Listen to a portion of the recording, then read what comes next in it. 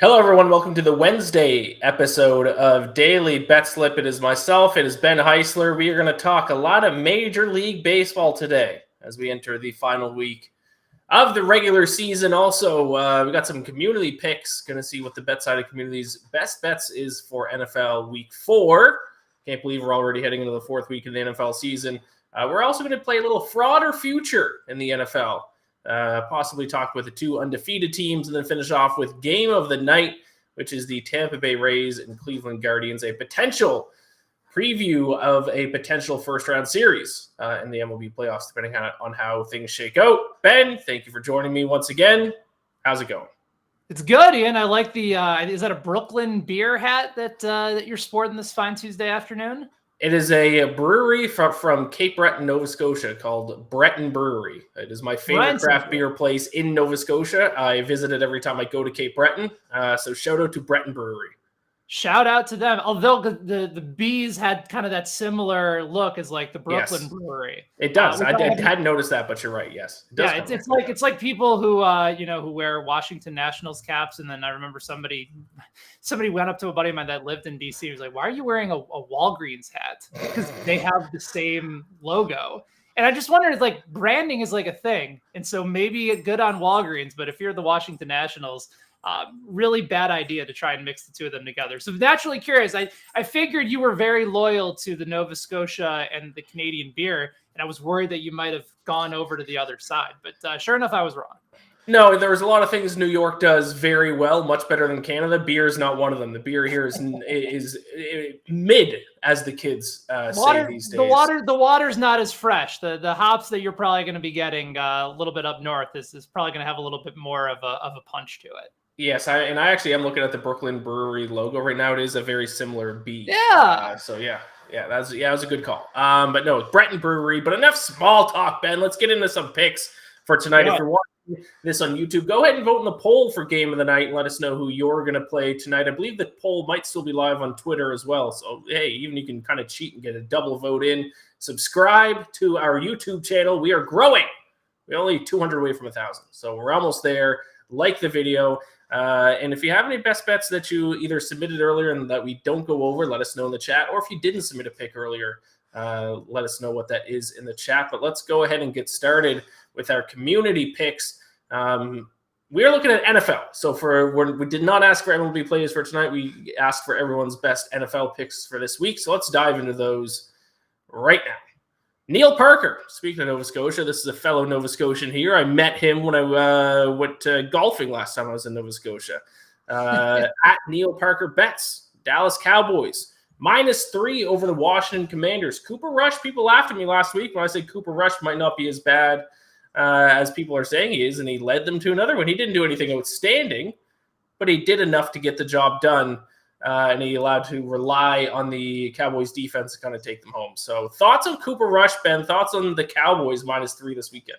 If I'm being perfectly honest, yes. I was impressed. Made some NFL throws, had a couple good plays on the run.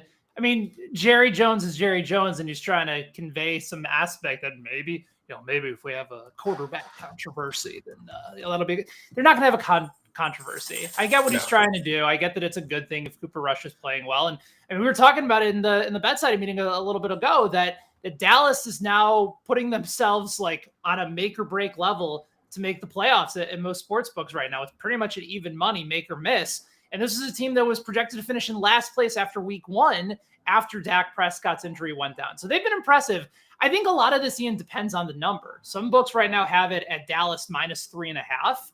That's too many points with the backup quarterback, even at home. And I know Washington looked really bad last week. They haven't looked great on defense throughout the entirety of the season, but they still have a lot of talent on offense. And it kind of feels like it's an opportunity to fade Dallas coming up soon. So if it's at 3.5, I like Washington. But if it's at 3, I think you can kind of go either way on that one. Did you see Michael Irvin's rant about the Cowboys defense and their pass rush?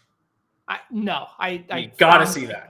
I can't all-time believe rant. I found a way to miss a Michael Irvin rant. All-time rant. Hilarious. Just pure artistry. So check that out if you haven't seen it. Let's go ahead and bring up the second community pick for this week's NFL action. Cody Wells. Our guy Cody Wells, always good to send in a pick at Cody Wells 1981. He's sending in a little pick with a breakdown, which I always say I appreciate and makes our job a little bit easier. He's on the Panthers -1.5 against the Cardinals this week. And I'm not going to read them all off, but he's basically laying out the stats between these two teams. And he finishes off by saying Carolina is slightly better in run game offensively and defensively.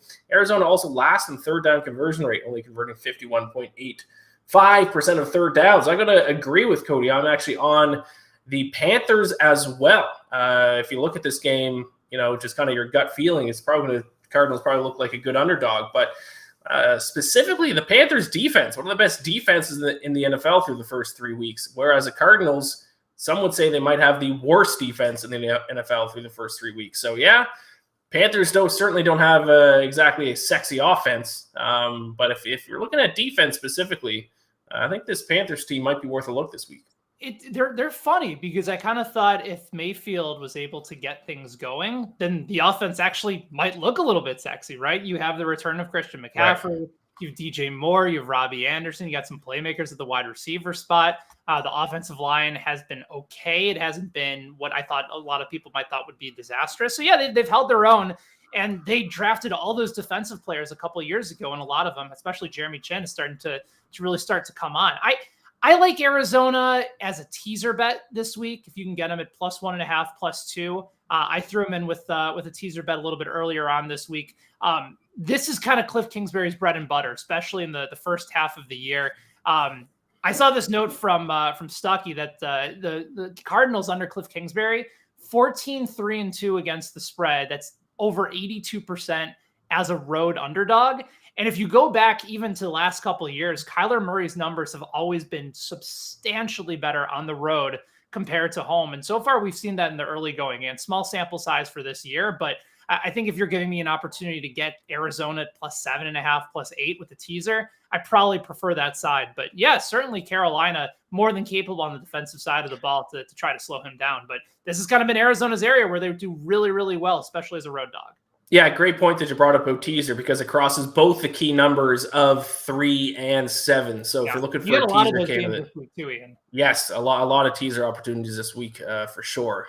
So let's go ahead and bring up the next community pick for this week's NFL action. MLP _Sabres, Spade Heart Club. Jags +6.5 against the Eagles. I got to tell you, I wrote about this today in the BetSided upset picks, where we all give it our biggest upset pick for this week. I'm on the Jaguars to win outright. One thing that the Jaguars are doing extremely well this season, protecting the quarterback, the lowest QB sack percentage through the first 3 weeks. And I always talk about how betting on the NFL is kind of like the stock market. You got to sell high on teams, buy low on others. I don't think there's any team that's a better sell high candidate than the Philadelphia Eagles. Ben, thoughts? Oh, that's a little bit juicy. I think we might end up talking about that a little bit later on in the show as to whether or not the Eagles are that team, because I've been awfully impressed. I think it's too many points. I've been really impressed by Jacksonville too. You mentioned how Lawrence has not only kept himself upright, but he's making really good decisions with the ball. Had a terrific game in week 3. And let's not forget too, Ian, Doug Peterson revenge game. Oh, Chance to come back to Philadelphia where he won the Super Bowl. They dismissed him a couple of years later. Uncle Dougie's going to be scheming up some plays. This might be a great game to bet like a weird anytime touchdown. Like maybe they run the Philly special or Philly against Philadelphia. And maybe it's, I don't even know who the tight ends now are, or Evan Ingram. Maybe bet Evan Ingram on an anytime touchdown, or maybe bet Evan Ingram to throw a touchdown. Let's just get weird this week. Let's get crazy. I like to play a +6.5. Yeah, it seems like a lot of points. I will say the Eagles, we are going to talk with them later, a little bit of a sell high candidate. But to be honest, Jaguars might be a little bit too after their last 2 wins. Let's not forget they lost to the Commanders in week 1. So certainly an interesting game this week. It's going to be interesting for sure. All right, I think we have 2 more picks from the community. Mufasa Scarducci at NBA Saucepan. Miami, Cincinnati, this is for tomorrow night. This is for the Thursday night football game, over 46.5. They say Miami D played 90 snaps on Sunday. That's a lot for a full week of rest, let alone a short week.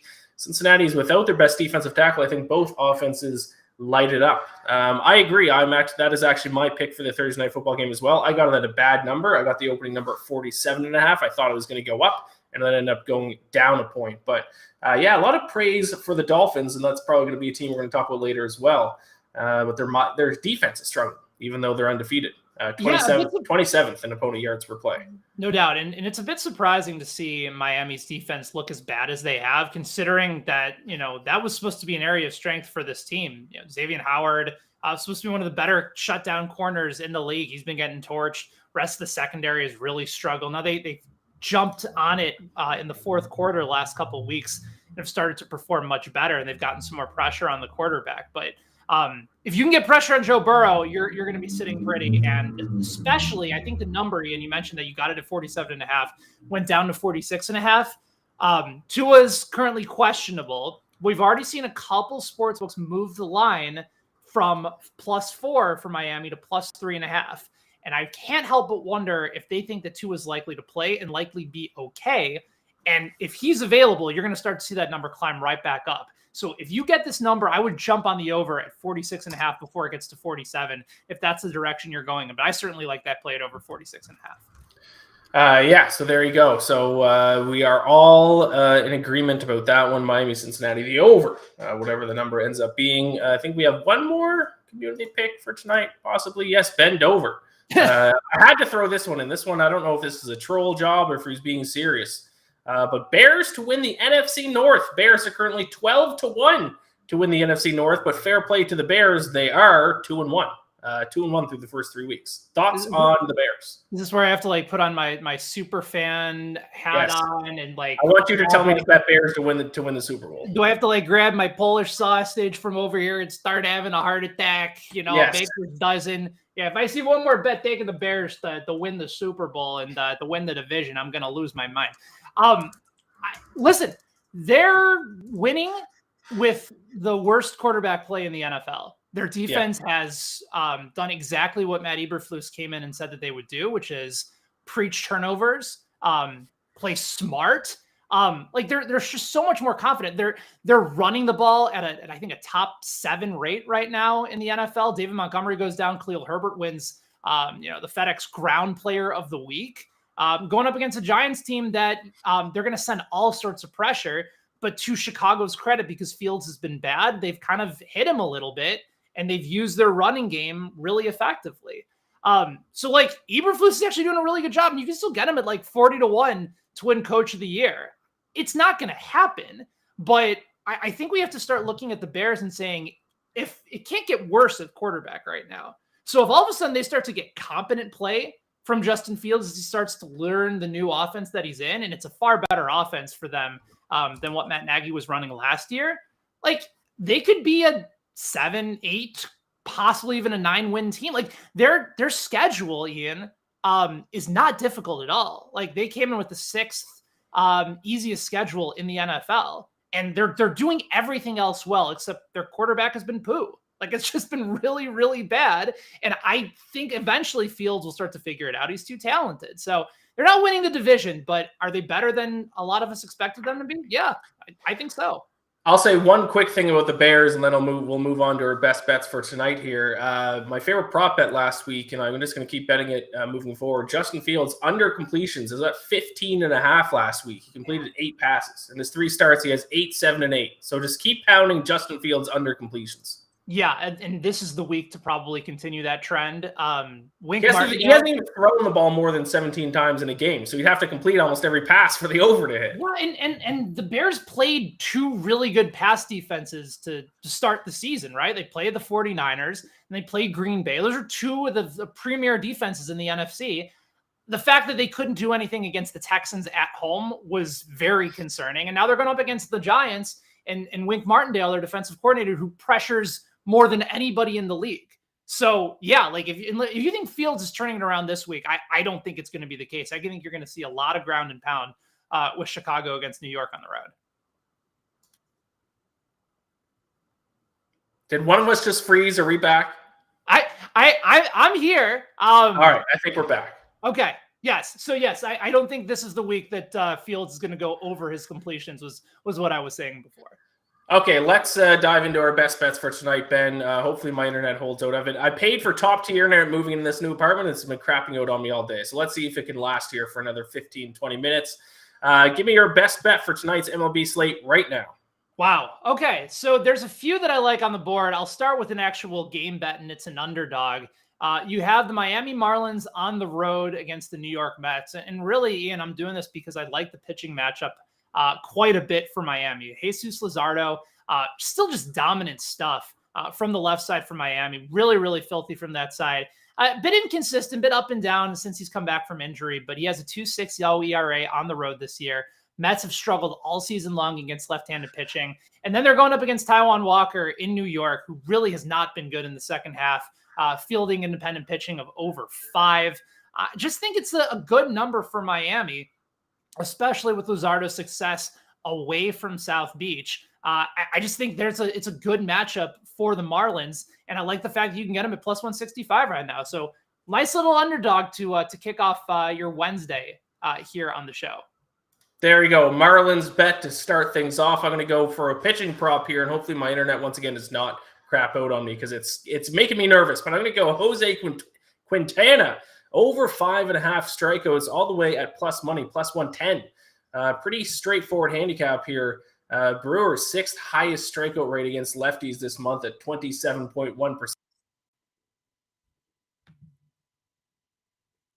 I think we might have lost Ian. We might be a little bit frozen up, but the third highest strikeout against lefties this season, 5.8. Am I back?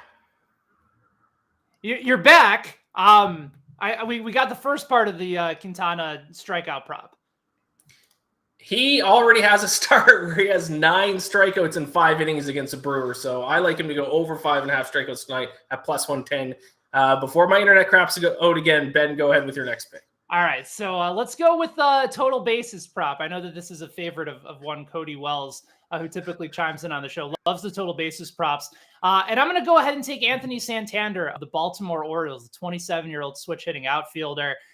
He's actually my daily dinger pick for those of you who enjoy the home run props that we've been doing over at BetSided over the course of the year. He's had a fantastic week, and he has not slowed down in his series against the Boston Red Sox so far. No player in over the last week has a higher isolated power. And for anybody that's curious as to what isolated power or ISO is, it's basically a metric that basically measures your raw power by taking extra bases and those types of base hits into consideration, kind of removing them from the rest of the equation. He's got 3 multi-homer games this week. It's the better side of the righty-lefty splits against Rich Hill tonight, who isn't going to get a fastball or a pitch by anybody. I like him as an over 1.5 total bases at plus money tonight. Love him as a daily dinger pick at plus 375. And more good weather in Boston for him to be able to get the ball out of the ballpark. Just absolutely locked into the plate. Give me Anthony Santander to hit his over on total bases at 1.5 at plus money, Ian. As you mentioned it, little total bases prop at a Cody Wells special. Right. I like it quite a bit. I got an underdog play for tonight. I'm going to go with the Rangers plus 140 against the Mariners tonight. Largely because Martin Perez has been fantastic this season, 2.9 ERA and a 2. Oh, another froze, another internet monster going and taking away the spotlight from Ian. So I'll back that up a little bit. He was going over, for those of you that are just jumping on and missed the beginning part of it. Rangers plus 140 against Seattle. Martin Perez, a guy that actually I've loved taking in games as we wait for Ian to get back for a no-run first inning play, right, Ian? Like that's another one. I know you got one coming up a little bit as well, but Martin Perez, really bounce back year for him, and someone that's been dominant, especially in the early going throughout the course of the season. Yes, and he's also done very well against the Mariners already. I don't know if that part got in before I froze earlier, but yeah. He has a 2.12 ERA against the Mariners. So, I'm going to take the Rangers as underdogs. All right. So I actually, before I know that you got one more on the board. Your internet's still strong. You want to go ahead and give me that final MLB play? Because I got a look ahead into tomorrow night for a prop. Yes, really quick. I'll try to get this in. Diamondbacks, Astros, no runs first inning. It's all the way up at minus 170, but this is a 2-unit play for me. I think it's a great play for tonight, despite you don't be scared of minus 170. Still going to be a good bet regardless. Zach Gallen and Justin Verlander, they both rank inside the top 10 in first inning ERA this season, 7th and 8th. Gallen, first inning ERA of 1.24. Justin Verlander, first inning ERA of 1.38. So two very good pitchers in the first inning, and it doesn't hurt that the Diamondbacks are in 26th in first inning runs per game. So if I got that all in without freezing, no runs first inning, Diamondbacks, Astros. All right, so we got the Nerfy in. Let me give you a play for tomorrow night. I know you're going to be back on for Thursday, and you'll have plenty of props there, but good opportunity for me to jump on board with a play. Raheem Mostert, over 10.5 rushing attempts at plus 106. This is a guy that is taking a back seat to Chase Edmonds as far as name brand goes, because Edmonds got the 2 touchdowns last week. But, with Tua banged up, with Miami on a short week, I just think they're going to run the ball a little bit more. Like going up against Cincinnati on the road, you're going to want to control time of possession a little bit more. Mostert's going to get more volume here. He's actually outsnapped and outplayed Edmonds over the first couple weeks of the season, but Edmonds has the touchdown that I think a lot of people are going to remember. So Mostert, that's a fair number for him and really good numbers on the board to be able to get it at plus money. I think he sees maybe gets anywhere between 12 to 15 touches in this game. Like him as a surprise, anytime touchdown play as well, but certainly over 10.5, I think is fair. Short week on the road with a banged up Tua Tagovailoa. So give me the over on Raheem Mostert for rushing attempts on Thursday Night Football, Ian. All right, I love it. Let's whip through this next portion of the show very quickly before my internet just completely shuts off. Let's keep it, let's go 30 seconds, quick rapid fire elevator pitch for fraud or future for a couple different, 2 teams and 1 player. Let's start with the Miami Dolphins. Fraud or future, Ben? I think they're a future. They're really dominant right now in being able to use their speed on the outside. And the problem is that you can't just take away Tyreek Hill because Jalen Waddle is going to kill you. If you try to go up and double Waddle, you can use Hill in a wide variety of ways. Mike McDaniel, I think a lot of people look at him as like this offensive guy that's going to pass the ball down the field. He comes from San Francisco, which was very run dominant, and you have a situation with an accurate quarterback who's looked good in Tua. I've already seen him move up to the 6th highest MVP odds in the league. Like, they need to fix their defense, but again, I think they can because that was supposedly a strength of their team coming into this year. I don't think they're going to win the division. I still think it's Buffalo's to win, but Miami's a team that's not sneaking up on anybody anymore. I think there's still value on that. I already call them frauds. I'm going to sound like an old man when I say this, but if you want to win football games in December, in January, you got to do 2 things well. You got to play defense well. You got to run the football. They can't do either. One of the worst defensive teams through the first 3 weeks. Second last in yards per carry on offense. I'm calling the Miami Dolphins frauds. Let's quickly move on to the Philadelphia Eagles, the NFC unbeaten team. Frauds or futures for the Eagles, Ben? No, I'm very much buying in on Philadelphia. They're a future for me. I think Jalen Hurts has started to figure things out. We know that it takes some time to develop in Frank Reich's offense. Nick Sirianni is a disciple of the Frank Reich tree. And Hurts has done what you've asked him to do. He's taken steps forward every single year. And then the other factors around him are working. The Eagles arguably have the best offensive line in football. They're still committed to running the ball, setting up play action. If A.J. Brown beats you 1 week, Devontae Smith's going to do it the next. Dallas Goedert's look really good. And the defense is getting pressure, and Darius Slay is making plays all over in the secondary. The Eagles are the most complete team by far and away in the NFC East, might even be the most complete team in the NFC this year. So I'm very much buying on Philadelphia. I like them to win that division before the season started, and I certainly love them as one of the top seeds right now in the NFC. This one's tough for me. I'll say future, but they're fraudulent in a sense. I don't think they're as good as some people are necessarily saying. I don't think we should be crowning them the best team in the NFC just quite yet. Let's not forget that the 3 teams they've played against, none of them were playoff teams last year, and 2 of them were some of the worst teams in the NFL last year, and the Commanders and the Lions. So I still do like the Eagles. I like them all off season. They've looked good through the first 3 weeks. They've done what they've needed to do, but I need to see them take on a top tier contender before I truly, crown them anything. So I'll say future, but with a little asterisk, a little caveat there. Let's move on to a player, a guy who I was very low on this offseason. And well, he's done a couple good things in these past couple games, but Trevor Lawrence in his second year with the Jaguars, fraud or future? And I don't have his odds in front of me, but Ben, what are his MVP odds? I think you looked it up earlier, right? Yeah, MVP odds right now are 38-1. And I'll say this. I think at this point, it's probably a fraud to bet him for an MVP, but a future as somebody to buy stock in. Like, we've talked about this all offseason, and then it was just a matter of putting it into play and seeing it actually play out. When you have an adult in the room, Ian, like, quarterbacks are going to look better. The talent is eventually going to rise to the top. And you're seeing that now with Trevor Lawrence. There's never an issue, I think, that Doug Peterson ever had with developing quarterbacks. We saw that in his time in Kansas City. We saw it in the early portion, with Carson Wentz in Philadelphia and eventually Nick Foles taking over. I know that Wentz and Peterson eventually did not see eye to eye, and eventually they chose Wentz instead of him, but moved on from him. So we kind of know what the problem was in that particular spot anyway, Wentz eventually being moved on from Indianapolis. I do think Lawrence is in a situation where he can absolutely succeed. The Jaguars defense is helping him out. They're committed to the run. They're using play action. It's a good balanced football team right now that I think is going to exceed expectations, but right now, there's just too many quality players ahead of Lawrence that I just don't think he's going to be able to catch up. So even at 38-1, remember, this is someone that was sitting at 66-1 as the season began. I just don't think the value's there for somebody that's not going to catch up to Josh Allen, Lamar Jackson, so on and so forth. Yeah, I'm gonna say fraud on this one.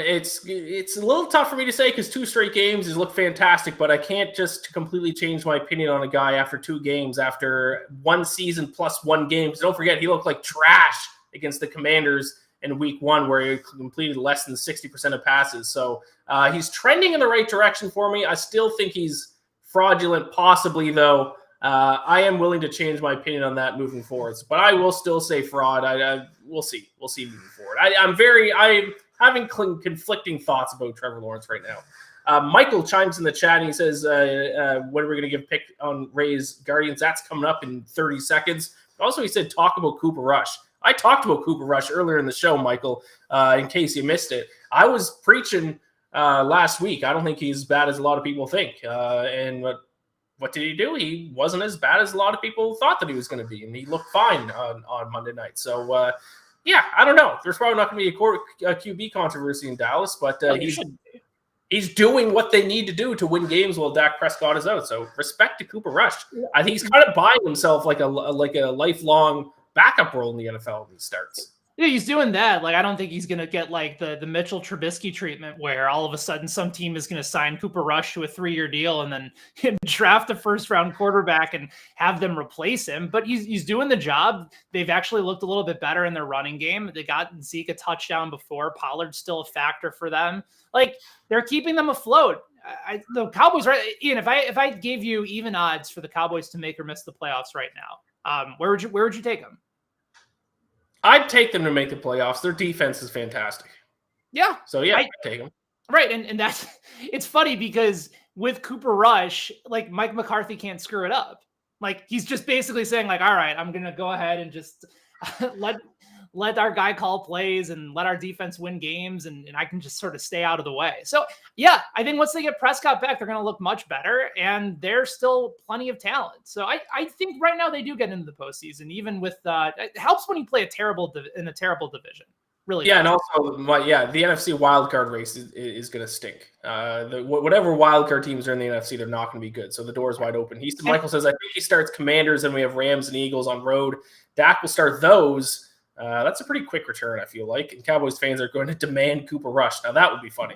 It would be, and it would be a terrible mistake for the Cowboys fans to be able to do that. The other thing that I actually think is really important here is that if Cooper Rush continues to play well and the Cowboys continue to win games, it's advantageous for Dallas, not because of some sort of BS quarterback controversy. It actually allows proper time for Prescott to heal his injury. Like, right. You want him coming back healthy, and if they're still able to tread water without him, that only makes the long-term projections even better for Dallas.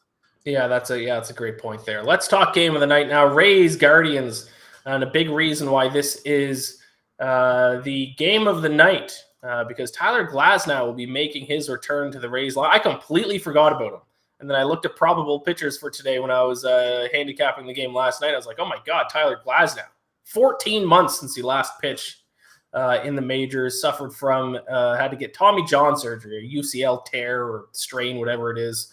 So let's get into the game tonight. Guardians are favorites, Rays underdogs here. Ben, what is your best bet for the game of the night? I was a bit surprised to see the total as low as it was, but fortunately, both at FanDuel and also at BetMGM, we saw it at 6.5. A lot of sportsbooks, Ian, have already moved the total down to 6. So I'm going to take the better number here. Give me the under 6.5. I think the Rays don't take somebody that they've invested long-term in with Tyler Glasnow, who they buy into, whose stock they are fully on board with and embracing. I don't think they rush him back just because they're in the middle of a playoff race. They need to make sure, especially coming back from an ACL injury and Tommy John, that this dude is ready to go. And if you ever read the Arm by Jeff Passan, you know that modern medicine and technology is able to make the arm and the elbow as strong as it's ever been. And most pitchers tend to have even better numbers following Tommy John surgery compared to beforehand. And Glasnow was already a dominant pitcher before he had the Tommy John surgery.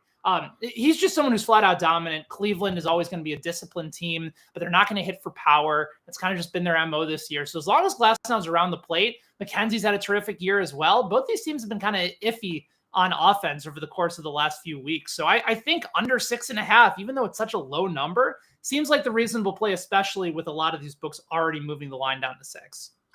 Yeah, I feel like I've even seen some people debate that pitchers should preemptively just get Tommy John surgery, like at the start of their careers, to strengthen their arm, just because, yeah, like you've said, they come back better some of the time. Oh yeah, no, it's like absolutely in consideration for a lot of these players. I mean, it's hard to fathom thinking that you would just miss all this time, waste a year of development, but yeah, it's very much in play.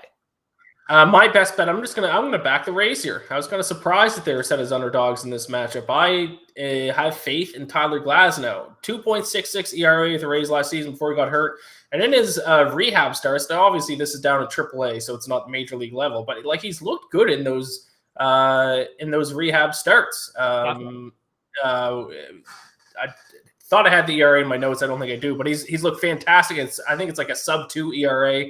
I think he's only allowed 1 earned run in those rehab starts, so he's looked fantastic. And he goes against Tristan McKenzie, who's allowed at least 2 earned runs in 7 of his last 8 starts here. So I will back the Rays as underdogs in the game of the night. Love it. Yeah, again, it's going to be plenty of the pitching fireworks, which not all fans certainly love, but these are 2 dominant arms from the right side and 2 offenses that sometimes you kind of wish you'd get a little bit more from. But yeah, should be a fun game, and give me 3-2, and you got a winner from both of our sides. Love it. There you have it. The poll, though, opposite of me. The poll is on the Guardians tonight. -125. The poll, I will say, did win on Monday Night Football. The poll lost last night when they took the Mets -1.5 against the Marlins, and they lost outright. Stinger of a loss for the Mets in a big spot last night. Community with their biases, and I'm just kidding. Guardians is a perfectly reasonable play for a very good pitcher at home going against the guy making his first start coming back from Tommy John surgery. Like, it's hard for me to argue that side, and Ian, like, this is nearly a toss-up game. So I can't come here on the show, talk to our fine audience, and be like, you guys don't know what you're talking about. It's both of these sides are really, really reasonable calls, which is why I think we should just go with the under instead. Maybe that's just me. It will be an intriguing matchup for sure. Like I said at the top of the show, could be a preview of the first round of the MLB playoffs, depending on how the wild card standings shake out. But there you have it. That is today's episode of Daily Betslip. My internet crapped out for a little bit in the middle, but it came back around, closed out strong. Like a Jose Barrios start. Yeah, I guess that's one way to put it. I hate him. I hate Mitch White even more, who starts in my Jays tonight. All right, so there you have it. Thank you all for watching. Be sure to check out the early read, which went live yesterday, where Reed Wallach gives his best bets for college football this week. And also tomorrow, I'm off, taking a day off tomorrow. So you will have Donovan and Peter will be live for the show tomorrow. And then I'm sure it'll be Donovan and Reed again on Friday. So I will be back on Sunday, be doing the pregame show on Stacking the Box with Matt Verderam. So looking forward to that. NFL Week 4 starts tomorrow night. Very excited. Any quick final thoughts, Ben? If I were to set an over-under on the amount of gimmies that you will ask for on the golf course tomorrow, what would that number be? 18. I guess 17. Okay. All right. Yes, thank you all for watching. Take care. Gamble or bless. Good luck with your bets tonight, and we'll see you later.